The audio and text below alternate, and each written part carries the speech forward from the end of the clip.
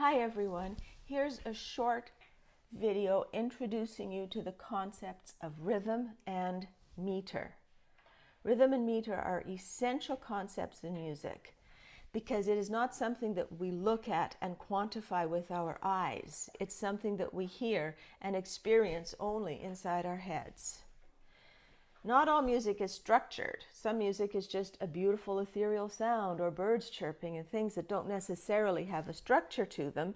But in this course, we're going to be learning about structured music. And since time is the only dimension in which we can experience music, since we can't touch it or feel it in any other way, when we play songs, pieces, instrumental music, vocal music, whatever, it is structured. What do I mean by that? The music has a common beat, a steady pulse.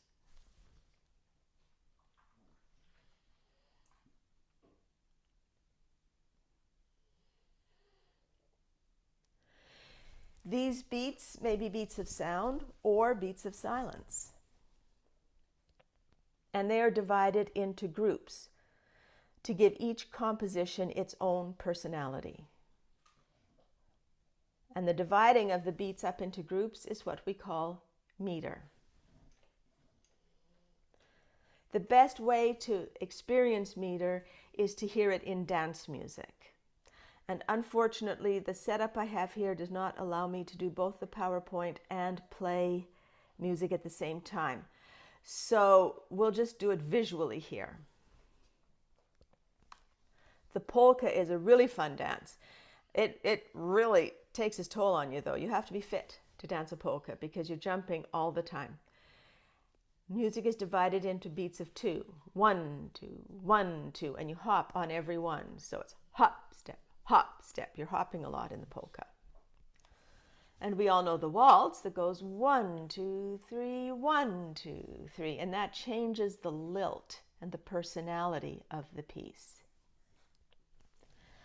You can take 2 beats in a bar and turn it into 4 beats. Here, beat 1 will get the main beat, the main accent, I should say, and beat 3 will get a little bit of emphasis, but not much.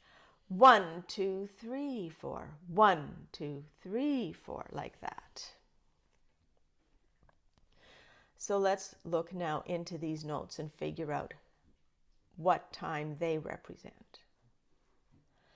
The quarter note is 1 beat of sound. The quarter rest, 1 beat of silence. If you see a rest in your music, lift your fingers off the keyboard so that we can hear the silence.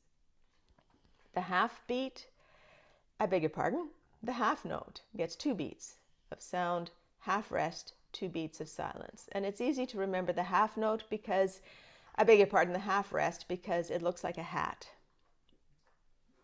And the words hat and half sound very similar. Add a dot and you now get 3 beats of sound or 3 beats of silence. The whole note represents 4 beats of sound. 1, 2, 3, 4. You're going to hold the note for all 4 beats. The whole rest is a little bit more malleable. It is going to fill up a measure regardless of what time signature you're in. So for example, if you're doing a waltz, 1, 2, 3, 1, 2, 3, in that case, the whole rest would get 3 beats. It's easy to remember a whole rest because it kind of looks like a hole in the ground. And now we divide these beats into groups, and that's done with a time signature. This top number 2 is going to tell me how many beats are in each of my groups, which is called a measure.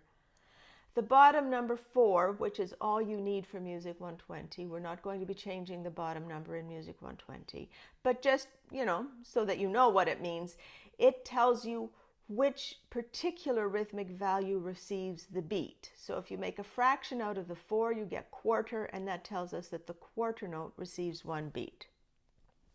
So here's our polka.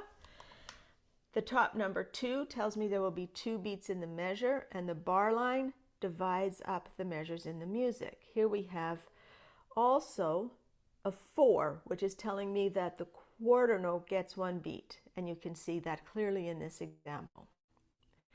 So this is just a brief introduction, and we'll do more in class.